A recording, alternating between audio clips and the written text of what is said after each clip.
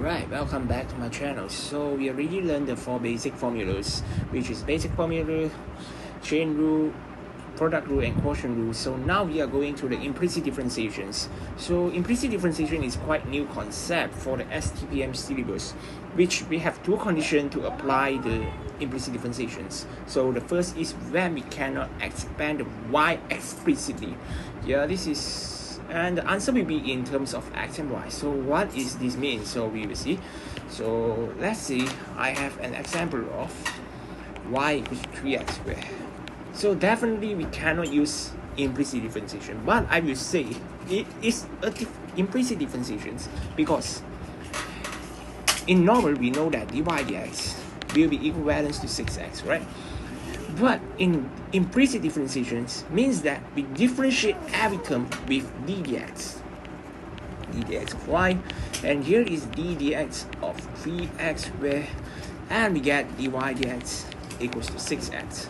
So this is called as implicit differentiation, since we differentiate every terms with d dx.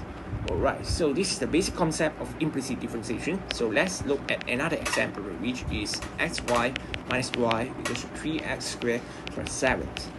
As you can see, here we got a mixtures of x and y.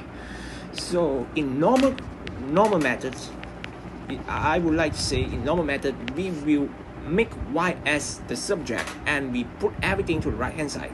As here we will factorize the y, so it is x minus 1, here is 3x squared plus 7, and we put the x minus 1 to the right hand side, you become the denominator, and x minus 1 here is two different functions, hence we must apply the u over v. So we know that we need to apply the quotient rule. So how to apply the quotient rule? So we know that dy dx, first draw a line, and we square the denominator, copy back the denominator, differentiate the numerator, we will get 6x minus the numerator, and differentiate the denominator, which is 1. I hope you all can understand this. If you all can't catch out, you better watch back my previous videos. So here, after we expand, we will get 6x squared minus 6x minus 3x squared minus 7 over x minus 1 power 2. So here we will get, for the simplify, we get 3x squared minus 6x minus 7 over x minus 1 squared. Alright, so here is the normal method. We get the differentiation dy dx. How about the implicit differentiations?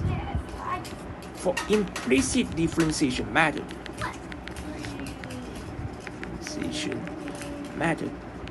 we know that we need to differentiate every term with x. So use back the same example, xy minus y equals to 3x squared plus 7. So we d dx every term, y equals to d dx 3x squared plus d dx 7. So how are we gonna apply this? So of course this one is such a new thing for us. So you know that d dx xy. So x is a kind of function, and y is a function. In here we cannot treat y as a constant. Y is not a constant, it's a variable, so we cannot take it as constant, so we must apply the product rule. So how the product rule works? So d dx xy will equivalence to, we copy the first one and differentiate the second one. We differentiate y, we will get dy dx, and we plus, in product rule is plus, okay? And we copy the second one and we differentiate the first one.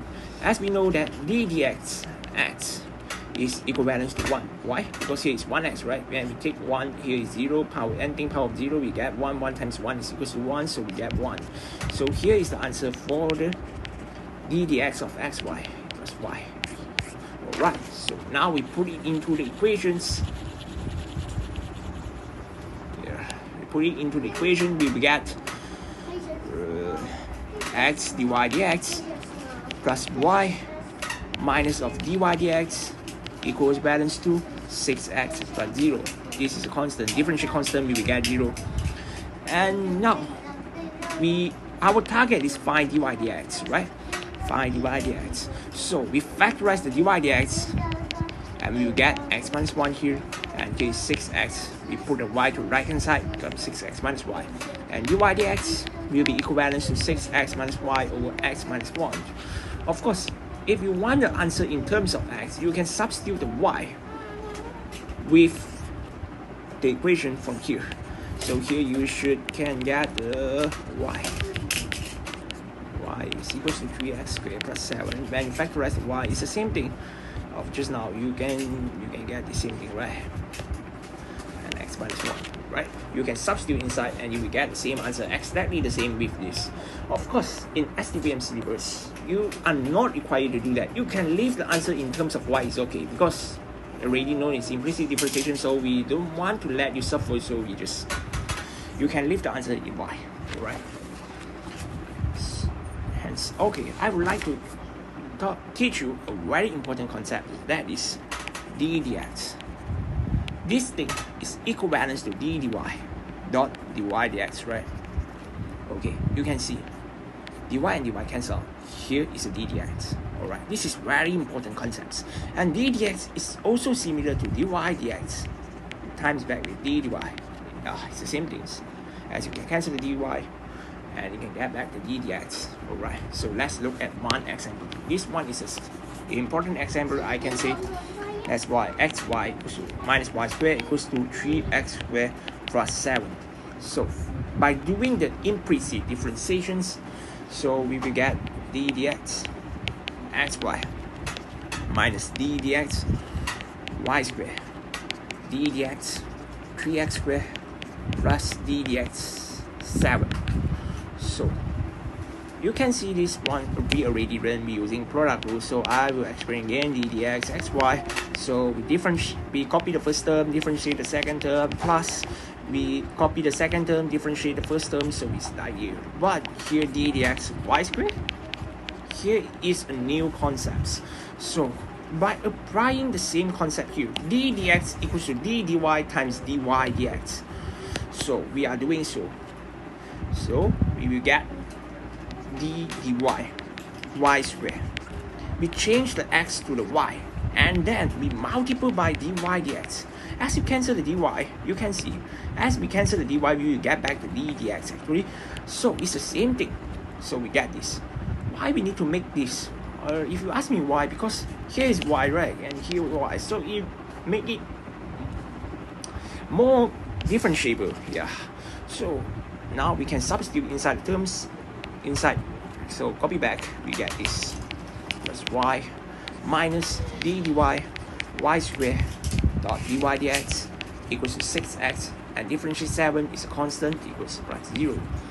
And here we factor out the dy dx, since our final target is find dy dx, and factorize we will get x. Here we can differentiate with terms of y, it will become 2y. Here is plus y, right, and equals to 6x, and we get the answer dy dx equals to 6x minus y, x minus 2y. As I said, the answer can in terms of x and y. So another concept here is the extra knowledge. If you are not interested, you can just skip this part because it's not very important in your syllabus, because dy dx are they equivalent to 1 over dx dy. In theory, this is absolutely wrong, but I can say in practical this is correct. Means that in theory, if we say this concept to a mathematician, they will say, wow, this is wrong. And in practical, but we doing any questions we solve using this theory, it will be correct. Yeah, it's quite confusing. Yeah, I know. So yeah, because I will explain why this concept is wrong. It's because dy dx, we learn already, right? Del x, del y over del x, and dy dx is also equivalent to lim del y, del x over del y. So you can see the both limits are not equal. Hence, I can prove is a wrong concept to say dy dx equals to 1 over dx over dy.